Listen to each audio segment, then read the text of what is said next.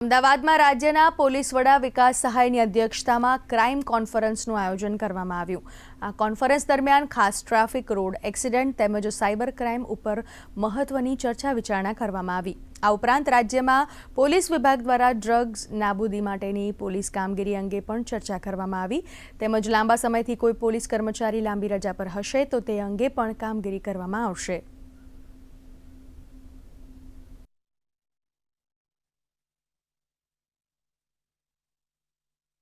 ગુજરાત પોલીસના દરેક જિલ્લામાં દરેક પોલીસ સ્ટેશનમાં કામગીરી કરવામાં આવી રહ્યું છે અને એમાં અમે આપણે થોડું ઘણું આપણને જે સક્સેસ મળી છે એના કારણે વાહન અકસ્માતના જે બનાવો છે, સંખ્યા છે એમાં ઘટાડો થયો છે। ગુજરાત પોલીસ તરફથી સાયબર અવેરનેસ માટે પણ અલગ અલગ પ્રોગ્રામ્સ કરવામાં આવી રહ્યું છે, અલગ અલગ પ્રકારના આયોજનો કરવામાં આવી રહ્યું છે।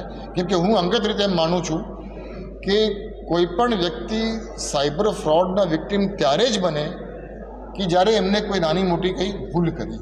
એના માટે અવેરનેસ પ્રોગ્રામ્સ પણ ખૂબ જરૂરી છે, ખૂબ અનિવાર્ય છે, ખૂબ આવશ્યક છે। એટલે સાયબર ક્રાઇમ અંગેની જે અવેરનેસની જે બાબત છે એ અંગે પણ ગુજરાત પોલીસ ખૂબ સારી મહેનત કરી રહી છે।